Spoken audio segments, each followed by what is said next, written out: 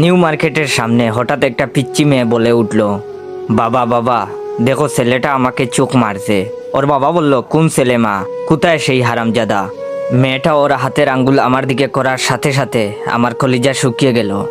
দেখি পাশে দাঁড়িয়ে থাকা ওর বাবা আমার দিকে কটমট দৃষ্টিতে তাকিয়ে আছে।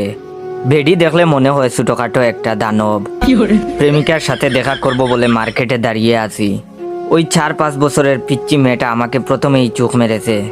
প্রথম কয়েকবার পিচ্চিটা মারার পর আমিও দুষ্টামি করে একটা চোখ মেরেছি। দেখে সাথে সাথে ওর আব্বুর কাছে বিচার দিয়েছে। মেয়েটার বাবাকে আমার দিকে এগিয়ে আসতে দেখে দিলাম একটা দৌড়। দেখি আমার পিছু পিছু মেয়েটার বাবাও ছুটে আসছে। এটা দেখার পর আরো জুড়ে দৌড় দিলাম, কিন্তু যতই দৌড়াতে যাই ততই প্যান্ট নিচের দিকে নেমে যায়। 2 হাত দিয়ে কোমরের 2 পাশের প্যান্ট ধরে আছি আর মার্কেটের মধ্য দিয়ে দৌড়াচ্ছি। মনে মনে নিজের বাপের উপর রেগে গেলাম। প্রত্যেকবার প্যান্ট কিনে দেওয়ার সময় এমন ঢিলে ডালা প্যান্ট কিনে দেয়, যার জন্য আমার এই দশা এখন। দৌড়াতে গিয়ে যদি প্যান্ট খুলে যায় তাহলে ইজ্জতের ফালুদা হয়ে যাবে। হঠাৎ বাসার লুঙ্গিটাকে খুব মিস করতে লাগলাম। লুঙ্গি পরে দৌড়ানোর মজাই আলাদা, বাতাসের প্রবাহ খুব কাজে দেয়। হঠাৎ সামনে প্রেমিকাকে দেখে কলিজা আরো শুকিয়ে গেল। আমাকে দৌড়াতে দেখে ও টাইটানিক সিনেমার মতো 2 হাত মেলে দাঁড়িয়ে রইল। আমার প্রেমিকা অভিনয় শিখবে বলে কয়েকদিন আগে একটা কোচিংয়ে ভর্তি হয়েছে। কোচিং করার পর থেকে আমার সাথে এমনভাবে কথা বলে যে বুঝতেই পারি না ও আমার প্রেমিকা না, ছবির নায়িকা। ওর কাছে পৌঁছেই বললাম, চলো এখান থেকে পালাই, না হলে মায়ের একটাও মাটিতে পড়বে না।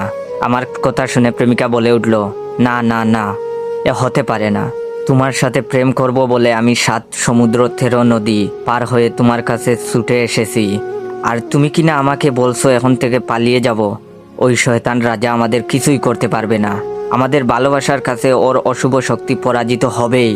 আমি তোমার সাথে এই বিশাল রাজ্যে সারা জীবন কাটিয়ে দিতে চাই, প্রিয় জায়েদ খান, টুকু জয় খান। প্রেমিকার অভিনয় দেখে আমার বুঝতে আর বাকি রইল না। পৃথিবী উল্টে গেলেও মাইরের আজ মিস নাই। এর মধ্যে দেখি মেয়েটার বাবা প্রায় কাছে চলে এসেছে। প্রেমিকাকে বললাম, তুমি আমার সাথে যাবে কিনা? প্রেমিকা দেখি আবার অভিনয় করে বলে উঠল, এ জীবন যদি চলে যায় যাক, তবু আমি এই রাজ্য ছেড়ে কোথাও যাব না। আমি বললাম, থাকো তুমি তোমার রাজ্য নিয়ে, আমি পালালাম, নিজে বাঁচলে বাপের নাম। যেই দৌড় দিতে যাব ঠিক তখনই প্রেমিকা আমার শার্ট টেনে ধরে বলল, যেতে চাইলে যেতে দিব না, না না না যেতে দিব না, তোমায় হৃদমাজারে রাখিব, ছেড়ে দিব না।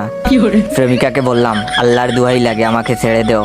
প্রেমিকা আরো শক্ত করে ধরে বলল, না না না, তোমাকে এই সুন্দর রাজপ্রাসাদ ছেড়ে যেতে দিব না। এর মধ্যে পিচ্চি মেয়েটার বাবা এসে আমাকে ধরে ফেললো। কোনো কথা না বলেই নাক বরাবর দিল এক ঘুষি।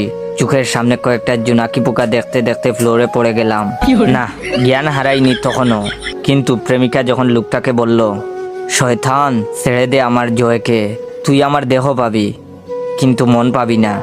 বিশ্বাস করেন ভাই, এই কথা শোনার পর আমি